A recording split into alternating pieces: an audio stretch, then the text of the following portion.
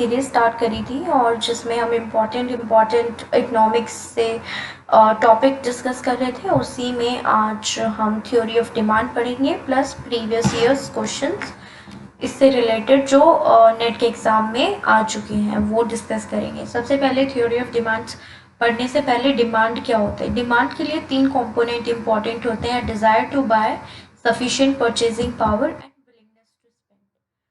मतलब सबसे पहले हमें विश होनी चाहिए एक पर्टिकुलर प्रोडक्ट को बाय करने की।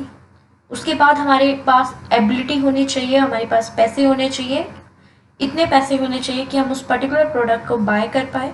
और तीसरा विलिंगनेस टू स्पेंड। ठीक है, सिर्फ विश रखने से, डिज़ायर रखने से और पैसे रखने से डिमांड नहीं बनती, उसके लिए हमें वो पैसे खर्च करने पड़ते हैं। ठीक है, तभी डिमांड बनेगी। तो ये 3 कंपोनेंट हैं डिमांड के। ठीक है, और नेक्स्ट हम पढ़ेंगे अब इसमें क्वांटिटी डिमांड है। ठीक है, कोई स्पेसिफिक क्वांटिटी हमने अगर परचेज करी है against the specific price of the commodity, वो हो जाता है क्वांटिटी डिमांड। ठीक है, अब नेक्स्ट हम पढ़ेंगे इसमें डिमांड कर्व। डिमांड कर्व क्या होता है? डिमांड कर्व बेसिकली रिप्रेजेंट करता है, ग्राफिकली रिप्रेजेंटेशन होती है डिमांड शेड्यूल की। और डिमांड शेड्यूल क्या होता है? डिमांड शेड्यूल होता है जब कोई हम पर्टिकुलर क्वांटिटी खरीदते हैं, क्वांटिटी पर यूनिट खरीदते हैं एट डिफरेंट प्राइसेस पे। ठीक है, एक पर्टिकुलर टाइम पे या डिफरेंट टाइम पे जो हम पर्टिकुलर क्वांटिटी खरीदते हैं पर यूनिट, उसको हम बोलते हैं डिमांड शेड्यूल। अगर उसकी अगर हम रिप्रेजेंटेशन कर दें, ठीक है, डिमांड शेड्यूल की, तो वो डिमांड कर्व बन जाता है।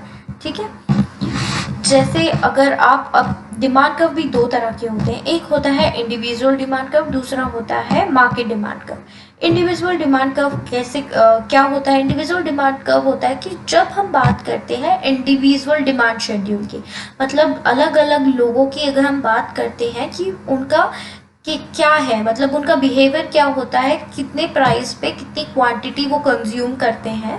ठीक है, अगर प्राइस इंक्रीज या डिक्रीज होता है तो कितनी क्वांटिटी वो कंज्यूम करते हैं पर यूनिट।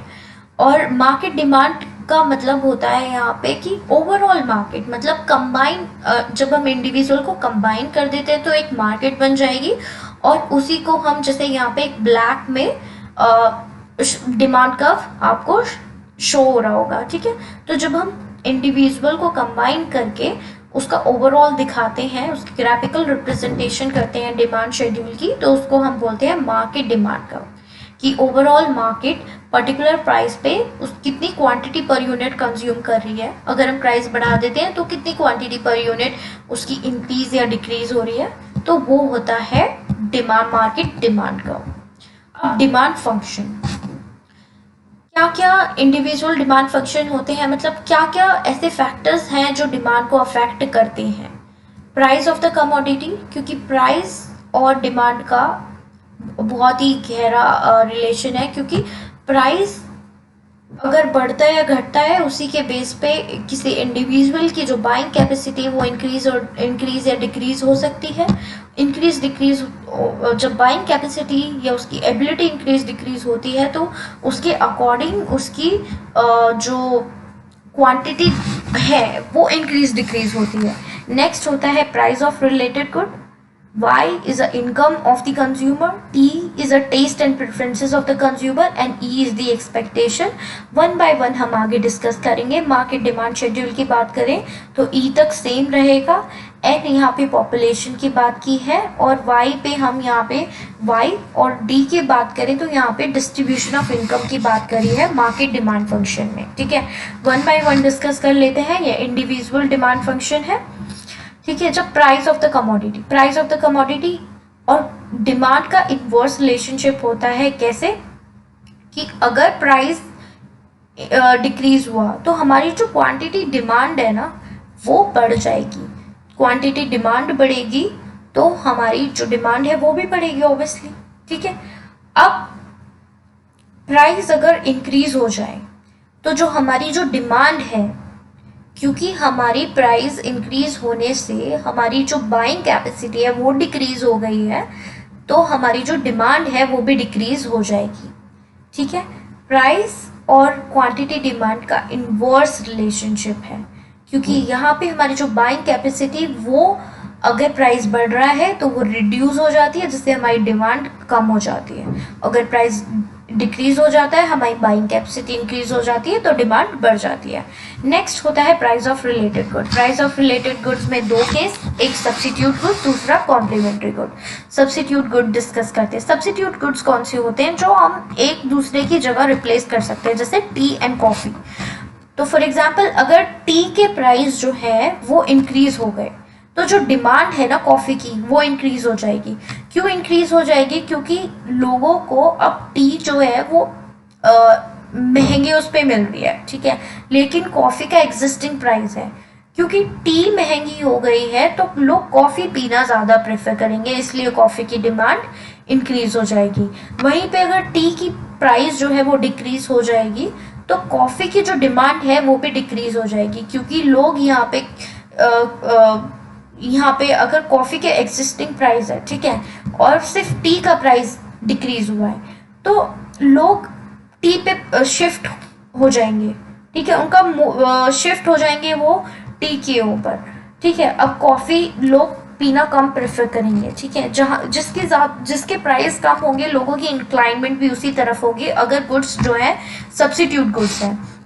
वहीं पे अगर कॉम्प्लीमेंट्री गुड्स हैं तो आप देखोगे इन्वर्स रिलेशनशिप होता है कि किसी एक पर्टिकुलर प्रोडक्ट का प्राइस जो है वो इंक्रीज हो रहा है तो दूसरे की डिमांड गिर जाएगी, या किसी एक पर्टिकुलर प्रोडक्ट का जो प्राइस है वो डिक्रीज हो रहा है तो दूसरे की डिमांड बढ़ जाएगी, ठीक है। तो यहाँ पे कॉम्प्लीमेंट्री गुड्स हैं, ठीक है, इन्वर्स रिलेशनशिप है। कॉम्प्लीमेंट्री गुड्स जैसे मान लो ब्रेड एंड बटर हो गया, ठीक है, किसी एक की पर्टिकुलर प्रोडक्ट की अगर प्राइस डिक्रीज होती है तो दूसरे की भी डिमांड ऑटोमेटिक डिमांड जो है इंक्रीज हो जाएगी, ठीक है। फॉर एग्जांपल जैसे ब्रेड के प्राइस गिरे, ठीक है, तो बटर की जो डिमांड है वो इंक्रीज हो जाएगी, लोग प्रेफर करेंगे, ठीक है।